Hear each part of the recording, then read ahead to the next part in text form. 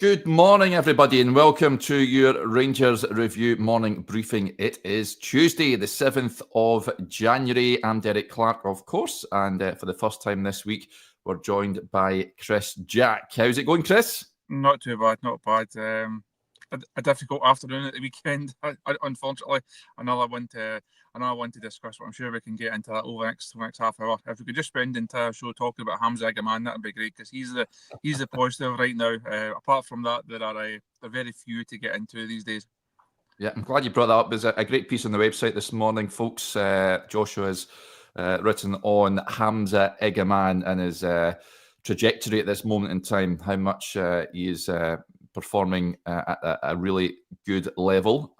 Talks about his contract length as well as future and the prospect of a call-up to the senior squad for the Moroccan national team. I think it's only a matter of time in which he'll get called up to that squad. Well deserved. But go and have a read of it. It's over on the website just now. And yeah, like you say, Chris, he is the shining light at this moment in time in what has been an otherwise dismal campaign, it's fair to say. But we'll dive right in. There's a wee bit of transfer snippets to discuss. If you want to get your points across as well, folks, please do so. But you were at the game on Sunday at Easter Road, Chris. It was sort of a performance that encapsulated Rangers under Philippe Clement. Going forward, he seems to have sorted it out. They're scoring goals, at least. At the back, I get he's got injuries to contend with. But yeah, diabolical, it's fair to say. If you go 2-0 up away to Easter Road, you have to be coming back through with 3 points. That's regardless of decisions, regardless of injuries, you have to find a way to win the game. Rangers still had enough quality. They still had enough about them on the day to see that game out. We weren't able to do it. Didn't really respond well to Hibs getting back into it with the first Martin Boyle goal. Didn't really respond well after the interval. You then lose the penalty. You get yourself ahead and still couldn't see it out. So an afternoon that sparked a lot of familiar questions, that raised a lot of familiar concerns, that took the shine off the Old Firm game, except for also a great occasion in its own right. But a lot of the goodwill that was built up again, a lot of the credit that was put back in the bank after the Old Firm game, a lot of it was then taken back out again, because now Rangers making familiar mistakes, and the away record overall this season is just dreadful. It's nowhere near acceptable, nowhere near good enough, and it has to change. If it doesn't change, these same questions, these same concerns will continue. They will continue to come back again, and Thursday night up at Dundee could be a very interesting one. Yeah, I said it yesterday. Given the away record just now, Dundee will be licking the lips, I would imagine. I think that's going to be another tough test for Rangers. You don't have much confidence that they can go to these venues and get over the line. That is my main problem just now, and it's Philippe Clement's problem as well that he has to sort out pronto. Before we crack on and delve deeper, a few questions coming in about Chris. He's not in his traditional blue room this morning. Colin Cooper says, slept in the car last night, Chris. a bit fresh for that. JG says, is Chris on call to collect some new signings from the airport? I wish he was, but yeah, he's on the nursery run or the school run this morning, so he's a bit stretched, so he's doing it live from the Jack Mobile. That is such as his professionalism. He's on call wherever. So yeah, there you go. But yeah, moving on. I think it's clear watching the game on Sunday, Chris, that where Rangers need to strengthen this month is defensively. Touched on the injury situation, of course. John Souttar, we're not expecting back anytime soon. Leon Balogun's been out for a number of games now. It remains to be seen if he'll be past fit for the trip up to Dens Park. Robin Propper, question mark still. He said it himself on a couple of occasions that he struggles. He has struggled with the physicality of Scottish football from what he's used to at the Eredivisie. Cassian Wirjo, I doubt we'll see in a Rangers jersey again this season. Leon King, of course, came off the bench at the weekend. Rangers are playing a left back at right back. They need reinforcements this month, don't they, in the back line? For the record, Mrs. Jack has not kicked me out of the house, and this is not my new way of living. It's just a matter of circumstances this morning. Normal service will hopefully be resumed once I get back in the defrost the office later on. No, I think we spoke a lot about the January window and what Rangers need, and it's obvious that centre half is the main one. Is it maybe a fortnight ago? I think Josh had the story to say that was the main area that they were going to target, most likely a loan deal. I think that makes sense. As soon as Casemiro was ruled out for a length of time that he has been, it was obvious that Rangers were going to have to go into the market. When you then lose John Souttar, which after the manager speaking at the weekend, doesn't sound as if he's due back anytime soon. That's a real blow, because when he first picked up that injury, I think the hope was a couple of weeks he'll miss some big games, but hopefully a couple of weeks he's back early next year. Doesn't really sound like it the way that Clement spoke about that the other day there. And you then compound that with other situations that are picked up, also Dujon Sterling coming off at Easter Road. Again, concerns over his robustness and just being able to get through the number of games that are required. And as you say, you're playing a left back at right back. Last week we had a right back playing centre back. It's not ideal. The Rangers really need Leon Balogun to be back fit sooner rather than later, just to give them a proper centre half, a bit of experience in there. You're putting a lot of pressure on Robin Proper right now, and you're putting pressure on a guy there who, as you touched on, hasn't really convinced overall that he's suited for the rigours and the demands of Scottish football. He has looked good in games. Thought he was really good in the Old Firm game. Also, got his goal that day. Some of the European games he's been good. Other fixtures, I think back to Fir Park, made the mistake in the build-up to the goal. Going to Dens Park on Thursday night, it doesn't really feel like a Robin Proper night, but it's going to have to be, because Rangers are just so short of options right now. Say Leon King obviously come in from the cold, the very, very cold at Easter Road. Yeah, and exactly covered himself in glory in the short time that he was on the pitch. It's a big ask for him to come in. So there's a lot riding on Leon Balogun's fitness and Robin Proper's suitability right now, because Rangers really, really stretched, and they have to go and do something in the market over these next couple of weeks, because the options that they've got, it's not going to be enough to see them through the rest of the campaign. Yeah, lots of points coming in. We'll get to a few of them. This one just on Proper, and I know that on Sky the other day there, let's say he's suspended for the Dundee game. CGM55 says, Derek, can you and Chris clarify if Proper is suspended? I don't think he is yet. I've seen many saying that it doesn't kick in for the Dundee match and that he will be available. We'll try and get to it. Do you know for sure, Chris, if that sort of mentioned at the game on Sunday, whether he's available or not? It was mentioned. A couple of boys mentioned it post-match, because I think someone had seen was it Sky? I think they put it out to see that he missed the next game. That obviously is different from the Nico Raskin situation that we also spoke about running about the St Mirren game. The reason he didn't start that game was to try and protect him for the Old Firm game. So it wasn't the next game; it was the game after that. It's down to days. That's how the SFA work it when you have this accumulation. So we had a quick scan through the rule book while we're waiting on the press conference starting post match, and we do believe that he is okay for the Dundee game. I will get on to the SFA later on just to double check it, but I think that's an issue that we don't have to concern ourselves with. Of course, you're then just bumping the issue down the road, because he will obviously miss a game further down the line once the days it can kick in. But as far as we know, he's okay for Dens Park. Good stuff. So hopefully that clears that one up. Still question marks, of course, over the defence. As I touched on it, Proper.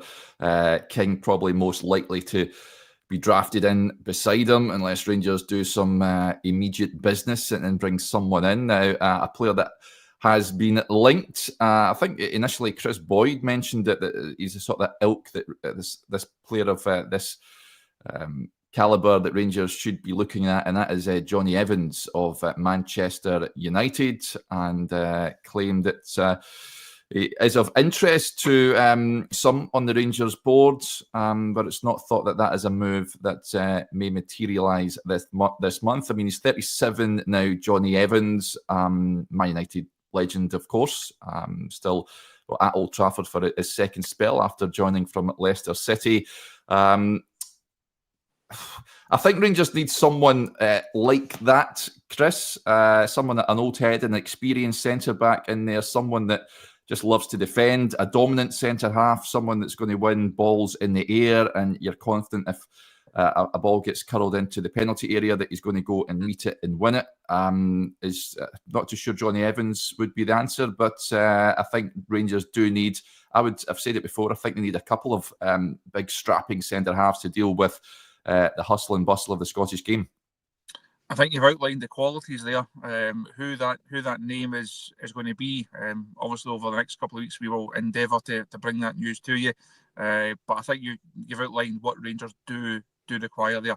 It is someone who is a bit more robust, who's a bit stronger, who's better in the air and in both boxes. I think that if you can find someone that poses a threat at the other end as well, that would certainly be useful. But they do need a different style of centre half. They do need someone who is just a bit more suited to Scottish football, certainly to Scottish football in terms of the away fixtures. For me, I wouldn't be looking to spend a lot of money on that particular player this month. I think, as Josh reported a couple of weeks ago, it's likely to be a loan. So I think a loan or a short-term contract for someone makes a lot of sense. There's too much on the go in terms of the bigger picture, in terms of the manager, to go and say, well, we'll go and commit a couple of £1 million to a centre half. I think that would be a bold move, and I think it'd be the wrong move. Rangers just looking for a bit of a stopgap right now to try and give them a body, give them something a bit different that can help in the second half of the season, because ultimately Rangers are going to finish second this season. I'd be really, really surprised if they don't. They're not. I don't think anyone will catch them for second, as we've discussed. Unfortunately, the title race is all but gone. So, what are you spending the money on? What are you looking to invest in? It's just to give the team another option, a better option in the second half of the season, to maybe help in European wise, to help going for the Scottish Cup. You're not looking at this window saying we go and spend a bit of money, there's a title there to be won. That ship has sailed, unfortunately. And as I touched on there, still questions over the manager's longer term future. So I'd be surprised if Rangers look to do too much over the course of this window, and I'd be really surprised if they decided to go and commit an awful lot of money to it. So I think someone like Evans, of that ilk, experienced, knows the game. I think he's the identikit, if you like, whether it's going to be him or not. It doesn't sound like it, given the reports yesterday. But that need for a centre half is clear right now. Yeah, another player that I've seen mooted by some, and he's not playing at the moment. Well, never played at the weekend, and that is Ryan Porteous of Watford. Reports down south claim that Hull City are keen on signing him this month. I got to say, given his backstory and his history with Rangers run-ins and what have you, Chris, I'm not entirely sure I'd be well on board with a Ryan Porteous move, I've got to say. Again, a decent defender. Where would you stand on that, if that was at all possible? When did this one come up? I'm sure we were on a show with Stevie, and this one came up previously. I can't remember. Was it before he moved down south, or was it last summer when it came? I think it was before he moved. It might be. I can't remember, to be honest with you, but we have spoken about him before. I think it might have been before he went to Watford. I remember you asking Stevie the question, and he didn't really answer. He just kind of looked at you and the look, and it's one of these picture says 1,000 words kind of moments. I think he would be a difficult sell to the Rangers fans, put it that way. Yeah. I think if you said that Ryan Porteous is the answer, he's the guy, and he goes against a couple of things that I just touched on there potentially, in terms of the money that you would have to invest. Would he want a loan? Would Watford want a loan? I don't see Rangers going out and buying him and committing another player to a longer term contract. He's obviously now going to be on Championship wages rather than Hibernian wages. So I think if you said to Rangers fans that now this is your January centre half, as you touched on there, given his history and some of his previous antics against Rangers sides, I think he'd be a difficult sell. Yeah, I would agree with you on that one. But listen, it splits opinion. There's some that say they would take him. Stephen Gillespie says Porteous is exactly the player that we need. But there's many others that would want him in a Rangers jersey. So yeah. Doug says Porteous in a Rangers shirt would get more red cards than starts. A complete disaster. So he's not on board with regards to that. But it is clear Rangers do need to bring in reinforcements. Like you said, Chris, I think more likely it will be loan deals, given what Philippe Clement has said in a couple of press conferences now. I mean, he said it after the Old Firm game, doesn't have the money for the squad rebuild, so they have to look at it different ways. And then after the game on Sunday, he said on transfers that we're due to hear from Patrick Stewart on the state of play and the situation. Do you think that we'll hear from Patrick Stewart anytime soon? If they're planning on it, I certainly don't know about it, and I've asked the question often enough in the last couple of weeks. If they are planning on doing anything, I think that'd be good. He's also only spoken on his initial RTV interview. He's not done any other external media stuff yet. Not really spoken to, not spoken publicly. Apart from that, we've obviously known a wee bit about what he's been up to the first couple of days. I said, taking care of events post Hampden. I think he came out of that with a fair bit of credit. I think the Rangers fans were pleased with how the club can handle that and they approach that. Ultimately, you can't judge him on the first couple of weeks or the first 6 weeks or even the first couple of months. Patrick Stewart's influence and his judgment has to come over longer term. Something that myself and Stevie touched on when we did the talking point video last week on like the executive appointments and some of the moves that we've made at that level. So it will be a longer term time before you can really judge what Patrick Stewart has done and has been doing and his impact. But I think the fans would like to hear from him. So hopefully he decides that he wants to do a bit of media stuff at some point. If he does, I'm sure we'll get that particular invite and we'll be there. Not had a real chance to sit down with him yet. He came into the press room a couple of weeks ago and met a couple of the boys ahead of one of the games. I think it was the Dundee game at Ibrox maybe. Came in and he shook a few hands and I said hello to a few people, but not had a proper chance to actually sit down and actually pose questions to him about where Rangers are, where they're heading, what his vision is. So if he fancies doing that, I think that would be a good thing.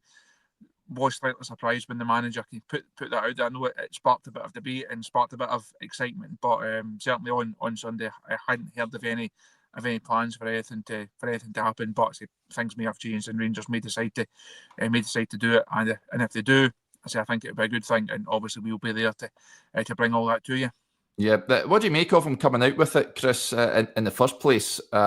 He's sort of just passed on that, I guess, he doesn't want to be asked or quizzed on transfer business, pushing it on publicly to the CEO. Does it also tell us maybe that he doesn't have much of a say in who's going to come in this month? I think he's mentioned that, he used that, not get out, but I think he's gone down that avenue a couple of times in the last few weeks when he's been asked about transfers, even before the window opened. Round about the time that Patrick Stewart was actually appointed, he kind of made this point of, well, there's now other people that can talk, there's now other people that can deal with these type of things. I'm a manager that has had to deal with a lot more than any manager should. It did, I don't think it was quite buck passing, but it did seem quite a nice way for him to kind of deflect and kind of shift that question, almost trying to kind of shut it down as if he didn't want to speak about it too much. It will come back up, obviously. He's going to speak to the press Wednesday afternoon ahead of the Dundee game. He'll then also speak post-match Dundee, so transfers will come back up. As we've just discussed there will be other names. There's going to be other things that he's going to have to be asked about. And ultimately, he's the manager of Rangers. He's going to be asked about these things. He has to be asked about these things. And transfers is also such a huge part of it. I don't think he can get away by saying, I'm just the guy that coaches the team and everything else is not my role. You maybe get away with that at other football clubs. You don't at Rangers. When you hold that position, when you've got that profile, when you are the figurehead of the football club, everything gets thrown your way, and everything is fair game. Yeah, not just Clement. Every manager, every football club in the land is going to be asked about transfers every press conference, given we are in January and the transfer window. Lots of interesting points being made. I've started a few in the comments. I want to bring a few up. One that we never touched on because it happened, I think, Friday afternoon or later on in Friday, and that is Robbie Fraser. Terry Monroe says, haven't we loaned out Robbie Fraser at a terrible time too? Think in the main, that is a good move for him. He's going to play every week, of course, Robbie Fraser at Livingston, so it's good that he's going to get game time. That tells me that Ridvan will be staying put, Chris, because Rangers can't get rid of Ridvan if they've got Robbie Fraser heading out the door until the end of the season. What do you make of that loan move? It would be very Rangers if they loan out Robbie Fraser and then one of these reports and Turkey stories actually turn out to be true for once, and Ridvan moves on. That would almost sum up Rangers transfer dealings over the last while. Like you say, I would now be surprised if Ridvan was to move on. I don't think it makes much sense to lose him. As impressive as Jefty has been, there will be games where he does need a rest or suspensions could come into injuries. Touchwood don't, but could. And I think Ridvan is if you look at the pecking order, Ridvan was always ahead of Robbie Fraser, so it made sense for him to remain in the building. I think it also makes sense for Robbie Fraser to leave the building. He has to play games. He's at that age. I know there's also a huge emotional attachment to Rangers for him. He's spoken about that, the length of time that he spent coming through the academy and working his way to that level. He's spoken about what it meant to sign a contract and make the debut. Even on his Instagram the other day thereafter the Old Firm, he spoke about what it meant to make his Derby debut.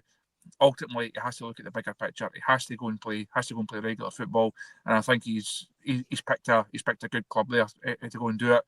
Also, going for promotion, he should play most weeks if he can stay fit and stay in good form. So I think that's a deal that makes a lot of sense for Robbie Fraser, because he's now really at that crunch time. If it's not a case of he's coming back in the summer and whoever the manager is decides you're my number one left back, if that's not the case for him, he has to move on permanently. As tough as that may be, he has to go and play football somewhere else, because he's certainly got talent. You don't stay at the club for that long. You don't be captain of the B team. You don't get yourself into the first team squad if you don't have something about you. But he really has to go and start showing that on a regular basis. So I think he's chosen his move wisely there, and hopefully it's a successful and a productive one for him. Yep, an interesting point from Official Magical Bike Ride. He says, we genuinely need to get our B team players in a better league, or something that's really hindering our academy. Certainly the lads that are almost outgrown the B team, they have to be playing games. So I think more loans like the Robbie Fraser to Livingston is something that can get on board with. We know that the club are open to offers for Alex Lowry and Adam Devine. But others, like something Cole McKinnon, if he's not going to get much game time, I would like to see put out on loan somewhere. Bailey Rice is another one, of course, as well. Maybe one or two of the other younger lads, Zach Lovelace, perhaps, if he's not going to get much of an opportunity in the first team. I would like to see loan moves organised before the end of the transfer window, that's for sure. An interesting point just on centre-backs, and a name that I've not heard mentioned for some time, but I just had a quick Google there, and I'm surprised he's younger than what I thought he would be. But again, the wonderful Official Magical Bike Ride says, I think Kyle Bartley is far past it now. That is after Blue Nose Sparky says, would Kyle Bartley be a good option? Of course, at West Brom, he's been there for several years now, is Kyle Bartley. Only 33. I thought he was older than that. Of course, we all remember him from his time under Walter at Rangers when they won the title. That tremendous tackle about 8 seconds into an Old Firm game when you went right through Scott Brown. Oh, how Rangers miss players like that. I don't know if you can get away with tackles like that in the modern game right enough, but yeah, absolutely loves a tackle. Big, physical, strapping lad. If that was ever on, of course, I spoke to him many years ago when he was at Leeds United, and he spoke highly of his time at Ibrox. He loved it at Rangers. Kyle Bartley, that's the sort of player Rangers need, Chris. Is that a link of here's someone that used to play for us? Let's bring him back up the road. I think if he hadn't had that time at Rangers previously, how many people would be flagging up Kyle Bartley as a potential January recruit? I don't see that one as a realistic option. I think actually Niels Coppin said in his big interview that with Josh a few weeks ago that Rangers aren't even scouting the Championship. They're not really paying much attention to the Championship right now because it just doesn't give value for money in terms of fees, in terms of wages. You look at some of the players who have come from that league or who are at that level over the last couple of seasons. Very, very few huge success stories in there. So I don't think that's a league or a route that Rangers will be going down too often in the future. Yeah, just on ex-Rangers players that are linked to Scott Thompson with the point. He says, Craig Moore mentioning Nico Katic yesterday, a proper solid centre-back in the type we are needing. Rangers are lacking that physical type. Listen, in Europe, matches against Celtic, when you need ball-playing centre-backs, but do you think it's a requirement, Chris, to have a player that the player that was linked yesterday seemed to have been kiboshed because the Marseille defender Bamo Miet, that Roberto De Zerbi said after their thumping by Le Havre that he was not on the bench because of a foot problem. He was injured yesterday too. It's fairly serious. It could be weeks before he returns. So I think that would put the tin lid on any potential move. Rangers said to be keen on a loan move for him. But is it important Rangers bring someone in that's well versed to the Scottish game and the rigours that poses? Shows Rangers luck in the transfer market. Players are getting injured before we even sign them now. I think as we touched on earlier on, there's a certain profile that Rangers do need. You touched on ball playing centre halves there and how it's clearly in the modern way managers like to have that capability. I think in John Souttar, Rangers have someone of that ilk, and I'll be more than happy for another different type to come in and play alongside Souttar. Before he picked up his injury, I thought he was one of the more consistent players in the side. I think he can be pleased with his efforts.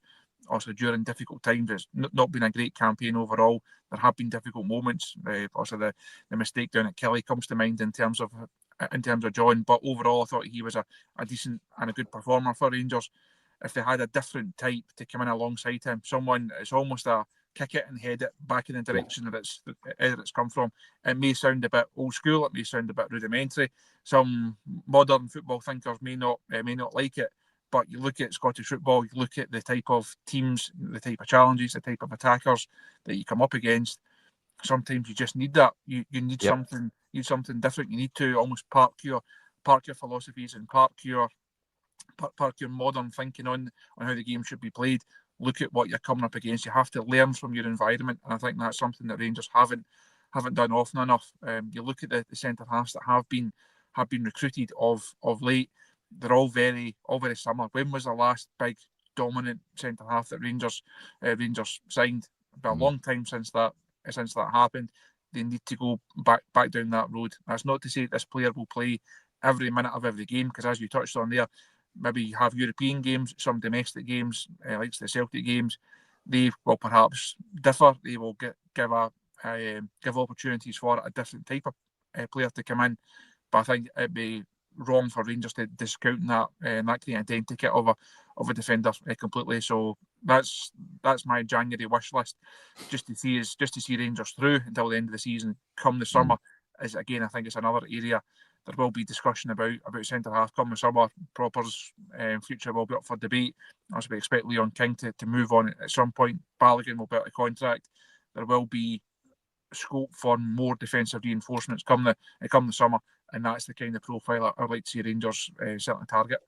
Yeah, your point before about the league positioning, I think I'm with you. I think Rangers can comfortably go and achieve second place, barring an almighty collapse. But going for the title is a pipe dream at this moment in time, unfortunately.